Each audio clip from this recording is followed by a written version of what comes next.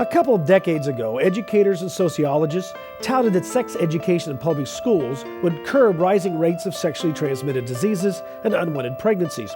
We were told that we could avoid harmful consequences by practicing safe sex. With the AIDS epidemic and over 20 other sexually transmitted diseases and unwanted pregnancies out of control, we have to ask, is there such a thing as safe sex? Be prepared to be challenged on Beyond Today.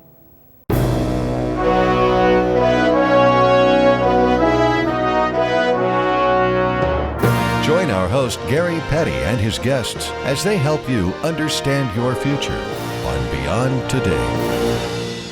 Sex is basic biology. It's how the human race is propagated from one generation to the next. So why is this natural function causing people to get sick and even die? An estimated 45 million people in the United States are infected with genital herpes, and the number is growing by 1 million new cases every year.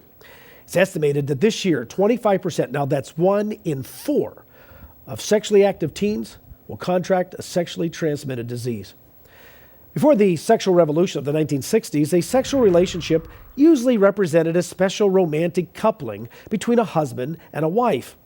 Now, if you watch television commercials touting male enhancement drugs, it seems that today everyone is concerned with sexual performance like we're training for a competitive sport. The sexual revolution was supposed to free us from shame and outdated ideas about human sexuality, and everyone was going to enjoy a kind of sexual Disneyland where we go from one thrill to another. You know, it's time to face the facts. Decades later, the sexual revolution thrill ride has derailed, and you women had suffered the most. How much heartache have you endured because of broken relationships? Have you given up on that deep longing for a committed, lifelong, romantic relationship because meaningless sexual encounters have left you feeling hopeless and bitter? Let's face it, the sexual revolution didn't free women to experience more meaningful relationships. It freed men to express their basest nature. Men can now get on that sexual merry-go-round and go from one partner to another without personal responsibility or emotional attachment. Any woman trying to raise a child on her own because the father didn't stay around knows exactly what I'm talking about. And the truth is that many women have become more sexually assertive without thinking about the long-term consequences. Now, if you want to get off the sexual merry-go-round, you must take control of your life and set new standards for yourself. It all begins by understanding the purpose for your life and the beautiful mystery of human sexuality. God created you because He wants children, sons and daughters. To be His child is your purpose in life. You're a unique person with talents and traits God wants you to develop and experience. When you accept the Creator's purpose, you will discover that human sexuality is more than simple recreation or a means for having babies. Marriage is one of the first divine institutions God gave to us.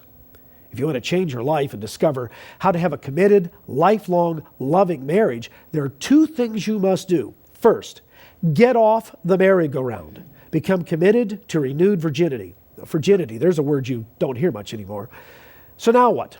Are you to join a monastery and dedicate your life to a dreary state of abstinence? Okay, now think about this just for a minute. We spend 12 years going to school and then many times an additional 4 to 8 years just to learn a career. What if you dedicated just a fraction of your time preparing for marriage? You know, most people enter adult life with more knowledge of how to take care of a pet than how to have a successful marriage. The truth is, the only safe sex is between a husband and a wife committed to each other in a lifelong relationship. Successful lifelong marriages don't happen by accident, and a successful marriage not only affects your happiness, but the happiness of your children. You know, one of the main causes of poverty is single women trying to raise children without the benefit of dad. And children are the unheard victims of divorce. Now, right after this, we're going to be visiting with our guest, Dave and Pam Myers, to talk about the benefits of marriage. So don't go away. Happy children and successful marriages don't just happen. They are not just dreams. They really exist for people who know how to build families from the practices you can discover in your free copy of Marriage and Family, The Missing Dimension. Read what always works. Call 1-888-886-8632 or go to beyondtoday.tv. Build stability, warmth, and love into all your relationships with this step-by-step guide to the lifestyle of family success.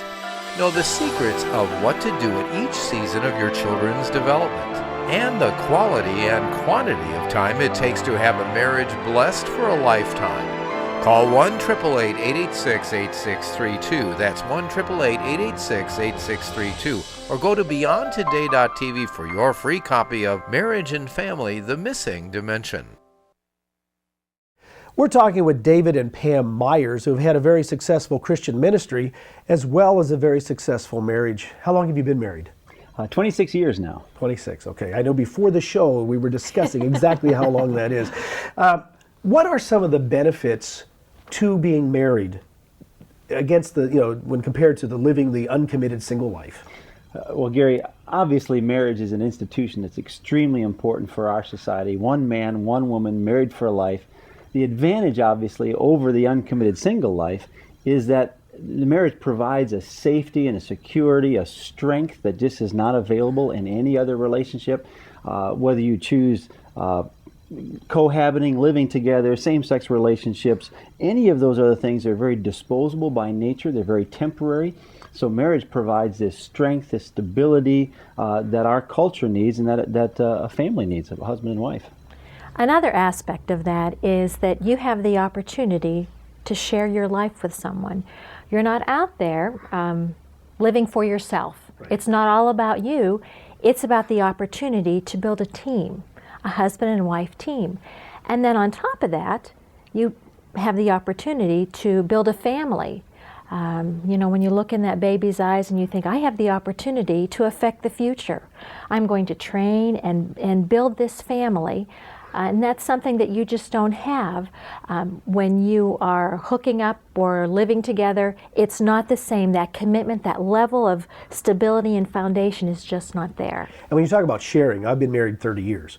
It's amazing. You're sharing things at such an intimate level, how you actually feel, how you actually think, which in casual relationships, you're not. Right. Now, let me ask you this. How do we persuade young people that waiting for marriage and that marriage is a good thing? Well, young people need to understand that there is an order to this whole marriage relationship, and that order has been established by God. And that order is, first there's love, then there's marriage, and then there's sex. It's in that order. It's in that order. And when you mix that up, you don't get the same outcome. So by having that order, there is a level of faithfulness, there's a level of security, and by having a husband-wife in that bedrock of a foundation, then you have that foundation to bring in a family and create a family that way. One of the sad things going on in our culture, Gary, is that there are now more, at least in America, and I think the same is true of much of the Western world, more people living together without marriage than there are actually married couples. And part of that attitude is, well, I don't really need that piece of paper, in other words, the marriage license, to be married. And yet, inherently in that relationship is instability. It's a disposable relationship.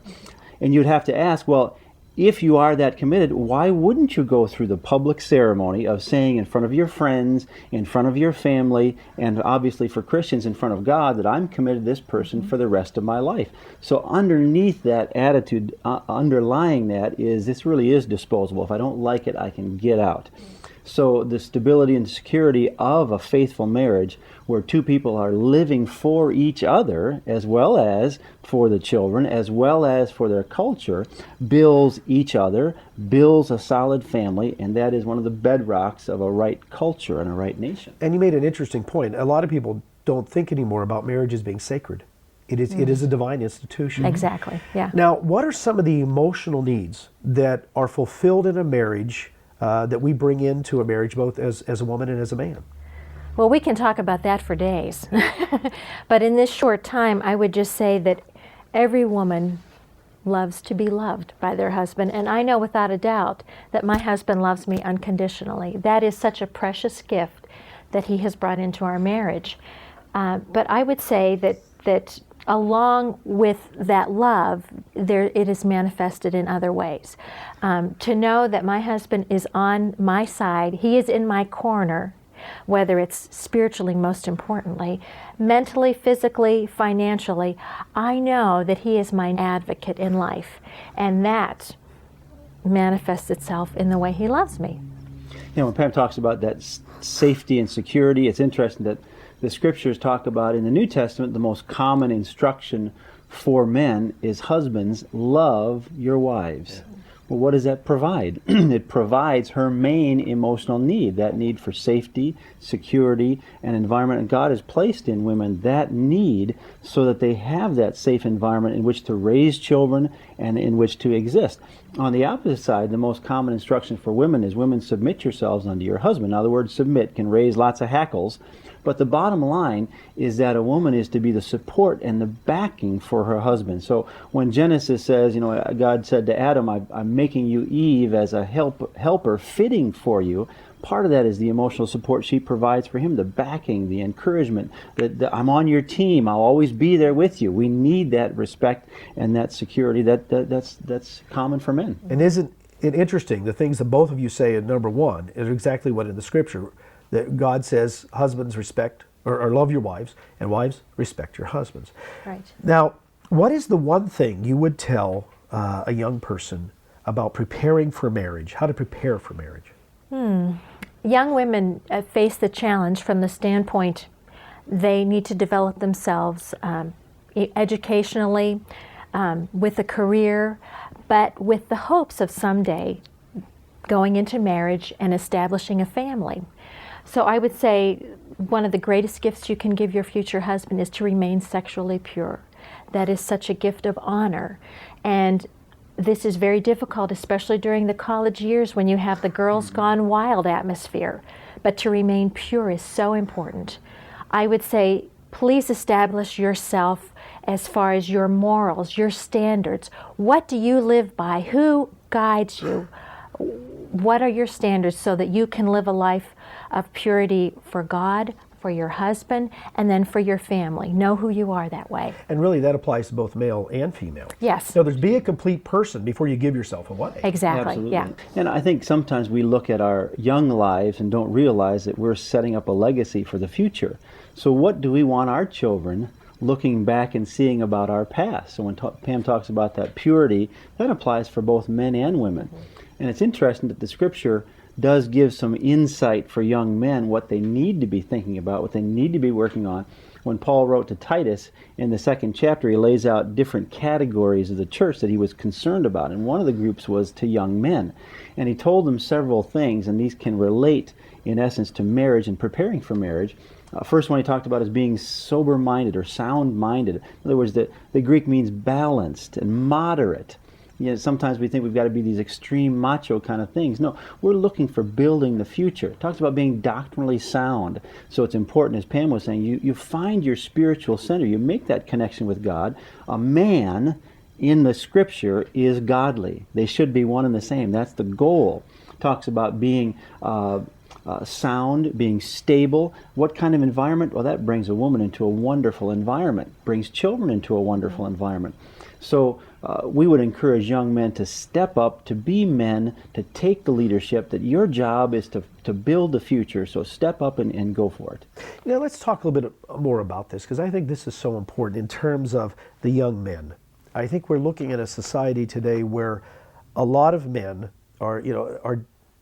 they're not, you talk to a 25-year-old woman, many of them are saying, where are the men? Yes. Men are so disengaged, it seems, from, they want to go out on Saturday night, they want to hook up, but the rest of the time they want to play video games and they're happy with a subpar job. What advice would you give young men today?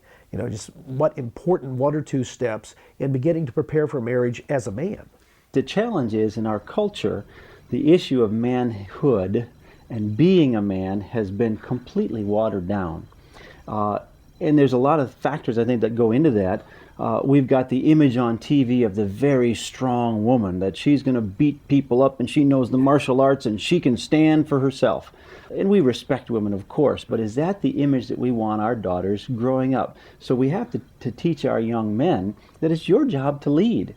And there's not a woman, frankly, on earth, if there's a reasonable relationship, that doesn't want a man to guide and lead her. It doesn't mean just be a nobody and be a doormat, but to be a leader. So a man who knows where he's going, who knows what God expects of him and is living that, is inherently very attractive to a woman, because there's an essence of leadership there. Would you agree with that most women want, not to be dominated, obviously, or mistreated, but want to be led? Absolutely. Absolutely. Again, it goes back to that security and stability. When you know your husband is leading you and your family in the direction it needs to go, there is just a sense of well-being in your family. It brings peace. And then the husband, in essence, also brings you aboard as a team member. So you are a solid core team that works together to lead your family. Hold on just a second. We're up against a break, but we're going to come back and talk about the sexual revolution and why it has failed and how to make your life better. Happy children and successful marriages don't just happen. They are not just dreams. They really exist for people who know how to build families from the practices you can discover in your free copy of Marriage and Family, The Missing Dimension. Call 1-888-886-8632. That's 1-888-886-8632. Or go to beyondtoday.tv for your free copy of Marriage and Family, The Missing Dimension. Every family needs a steady diet of good news, so get yours with your free subscription to the Good News magazine. You'll regularly read about how to apply principles of family success that always work. Raise happy children, enhance and solve problems in your relationship, and move ahead by calling toll-free 1-888-886-8632 or go online to beyondtoday.tv for the good news. Help your family succeed. We're back with David and Pam Myers talking about marriage and the sexual revolution. The sexual revolution thrill ride has derailed. But what happened? Pam, why are there so many problems? Why has the sexual revolution ended up producing results that people didn't expect? What's happened? Well, you hit it right on the head. Look at the results. What do we have from that sexual revolution? Do we have happy marriages? Do we have families that are bonded together? Do we have complete families, nuclear families? We don't, do we? We have a broad array of either children without fathers, children without mothers. It's just a mess. And the number of children without a father is creating both a number of social problems. One, poverty. That's the number one reason for poverty. And of course, those children are growing up without any concept of family. Right. And the destruction of that, generational destruction of that, the results of that are frightening. Exactly. Yeah, Gary, the issue of sex outside of marriage has the connotation that this was free sex. In other words, that there were no consequences to having sex outside of the marital bond. And yet the fruits have shown that there are severe consequences. And most of those consequences, at least some of the worst ones, are emotional consequences, where a person, sex was designed to be this warm, intimate sharing between two who committed themselves for life, and it builds their situation. And when that's used outside of marriage, the emotional consequences are devastating. And it in one hand, people think that, oh, it's no big deal, I just go on. But we leave a portion of ourselves in that circumstance, and so many young women are just devastated by the results of that kind of relationship. And that kind of sexual freedom is devastating on both men and women, but women tend to pay a higher price. Yes, they do. And there's been some studies recently showing that the sexual revolution, what it's done to women, is that they come out of college having so many sexual partners that they decide to go into a career and they decide to pursue marriage later. By the time they're in their 30s, they want to have children, they want to be married, but they're finding that the pool of men at that age are looking at younger women, and it's leaving them very, very hopeless lives. Now, the genie's out of the bottle. How do we get a sexually free society to go back to understanding that sex has a very specific purpose? Well, it's definitely not magic, is it? I believe that as a husband and a wife in a committed relationship, it is our responsibility to teach and train our children. We have got to train our children what sexual purity is all about. what you do, what you don't do, but more importantly, what is the moral backing for that? Why are you sexually pure? Why do you do that? It's your attitude and approach toward God. It's your attitude and approach and respect toward your future mate. I believe that's where it needs to start. I think a lot of people think, well, especially young people, religious people are just trying to be restrictive. We're trying to explain to them that this is a better way of life. Yes, yes. And that's the challenge is when sex is confined to a loving husband and wife relationship, it benefits the relationship, it builds it, it draws two people closer. What's the purpose of sex outside of marriage? Does it draw two people closer? It's recreation. Absolutely. Exactly, yes. And it's a very harmful form of recreation. What many people don't understand is that my fidelity to my wife is supposed to be an expression of my fidelity toward God. And that's what's so lost in our culture. There's no context for sex. But because I love God, because I love His way of life, I am also faithful to my wife. So it's an agreement between my wife and I to be faithful to each other, but it's also a promise that we've made to God. And it sets a standard that our society has sadly lost when they take sex and remove it from religion completely, any context of religion. It brings really devastating consequences. Let's talk to the men for a minute. And as a man who's been married 30 years, my concept of love now is so much deeper than it was when I first married my wife. I loved her. Yeah. But now after 30 years of sharing and having children together and going through life's ups and downs together, weathering the fights, doing everything, my love for her was so much deeper. And men need to realize the benefits of waiting and marrying and being committed to a wife. Yes. Gary, one of the sad things in our culture is that the message constantly goes out that sexual fulfillment is the highest human experience possible, and it's just not true. It is one of many experiences that can be a highlight, but it's not hedonism, and this pleasure is all there is to it. But in our culture, you'd think that that's all there is to life, that if you don't have that expression and that fulfillment, somehow your life is completely empty. It's really sad to see that turn around. So we have to help our young men see that sex is a part of life, but it's not life. How can that compare to looking into your little daughter's eyes, helping her ride her bicycle? Are those huge events in life? You bet they are. Now, is sex important? Sure. Right. But is it the most important? Of course not.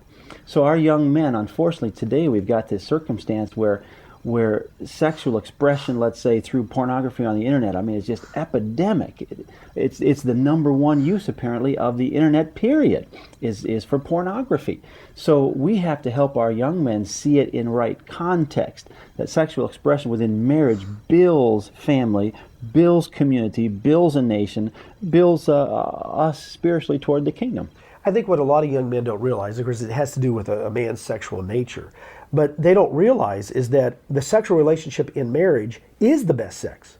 Absolutely. No one tells them that is the best way to experience sex and that kind of loving relationship with someone you're coupled with, committed to for your whole life. And I think it's sort of like this James Bond approach that young men have, that somehow the more women they're with, the greater their masculinity. But that's not true. Not true at all. And studies have shown that the most fulfilling, the people who are happiest with their sexual lives, are those who've been married for extended periods of time, because you get to know one another, and that togetherness and that mutual love for one another, wanting to help each other and please each other and work with each other, is part of the whole concept. And what our young women need to understand, that sex likewise is most fulfilling in a committed relationship. It just is what's best. It's God's way. How do we get young people to get off the sexual merry-go-round? How do they do that? Once you're on it, it's almost like you're addicted to it. How do you get off of it? How do we get them off of it? It's a very challenging thing, Gary. I would say this, that it is never too late to begin a second virginity. Yes. Whether you are a female or a male, a man or a woman, it is never too late for that. It's not easy because you have the consequences and regrets from your actions before, but you can commit to a new way of life at a certain point, and from there on you can commit to a life of purity. And the understanding too that God forgives us, God forgives us, and we can become a new person and start all over again. Exactly, right. And that's the issue, is that sex then becomes part of a marriage situation, a happy marriage, that's where the expression belongs. So for a person, as Pam was saying, to start by making a commitment that they're going to do it right from this point forward, that they're going to stop just trying to get self-fulfillment, pleasure for the self, and they're going to use that to build a loving marriage, a loving family. That's where we have to help people start. Okay. We sure appreciate both of you being here. We need to have you back again. I think the male-female relationship is so misunderstood in our society, and the benefits of it and how wonderful it can be in marriage. We need to talk about this more, so we want to have you back sometime. I'd love to. We'll be back right after this. Happy children and successful marriages don't just happen.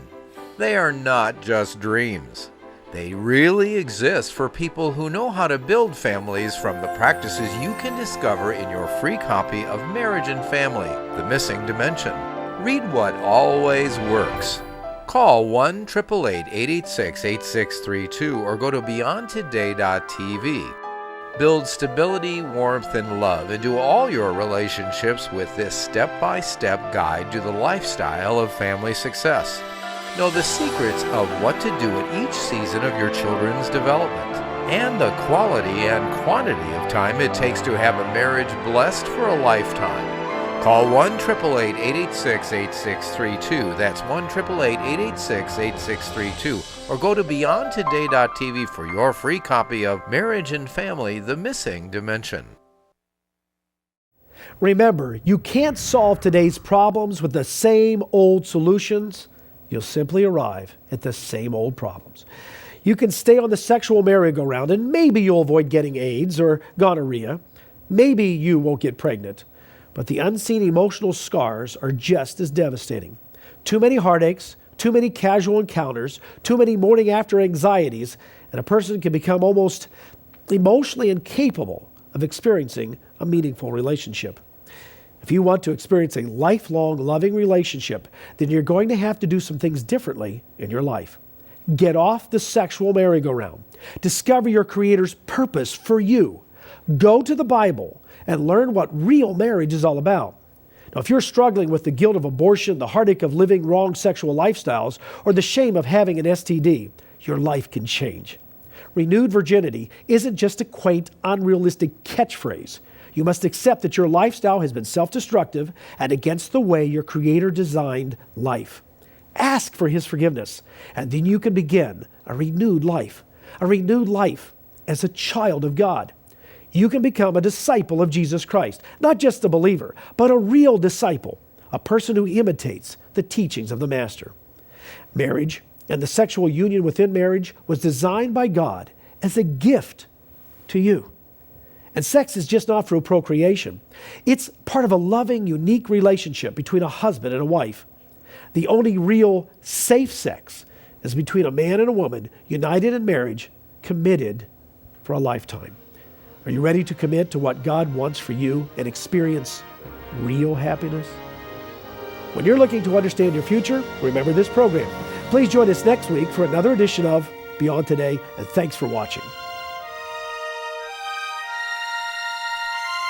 For the free literature offered on today's program, go online to beyondtoday.tv.